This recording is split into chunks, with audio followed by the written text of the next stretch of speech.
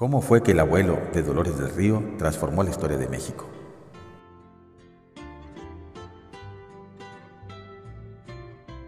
A inicios de la década de los 70 se preparaba el guión de una película para la televisión. En ella se contaría la vida de la actriz mexicana Dolores del Río. La película se estrenaría por el Canal 2 de la televisión.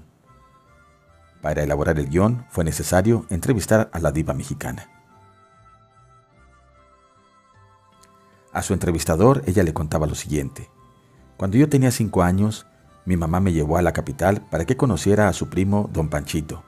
Así era como llamaban al presidente de la República, Don Francisco I. Madero. Y agregaba: el presidente me regaló un globo rojo. De ser esa historia cierta, la visita debió producirse hacia 1912, cuando Dolores tenía 8 años de edad y no 5 como ella decía.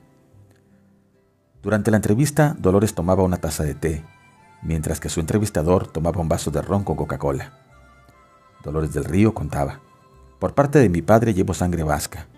Los Asunsolo hace ya 3 generaciones que se hicieron mexicanos. Por parte de mi madre soy mestiza, con gotas de sangre tolteca.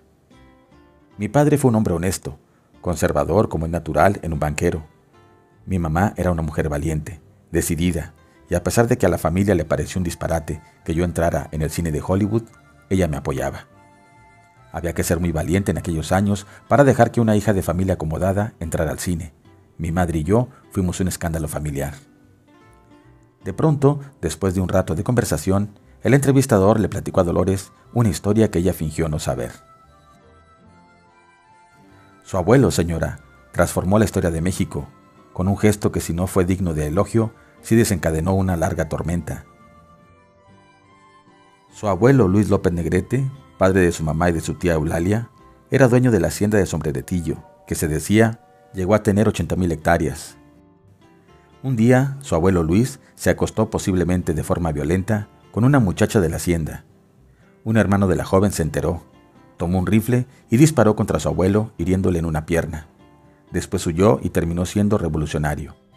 El hermano de la muchacha se llamó Doroteo Arango, pero la historia lo conoce como Pancho Villa. Dolores se le quedó mirando, le sonrió suavemente y enseguida le preguntó: ¿por qué no le gusta el té? Alfonso Taracena recogió en una crónica varios pasajes de un texto atribuido a Dolores del Río, titulado Páginas del libro de mi vida, en el que la actriz narra parte de su infancia. Después de contar algunos incidentes que ya conocemos, dice: otras revoluciones de carácter idealista han alterado posteriormente mi carrera, mi vida doméstica y mi forma de pensar. Dicen que los peligros y los cambios repentinos desarrollan el carácter y yo, si eso es cierto, puedo decir que pocas épocas incoloras ha habido en mi vida, donde todo ha sido tan vivido y romántico como una puesta de sol en los trópicos. Después afirma que la presencia de los guerrilleros y bandidos que infestaban los alrededores de Durango convencieron a su padre de que era necesario abandonar la provincia. Señala Taracena que la guerrilla mencionada debió ser la de Doroteo Arango, y pienso yo que el padre de Dolores, conocedor de la fama del Pancho Villa y de la historia del abuelo, preparó la huida que fue, a su vez, precipitada por la caída de la ciudad, obligando al banquero a separarse de la familia.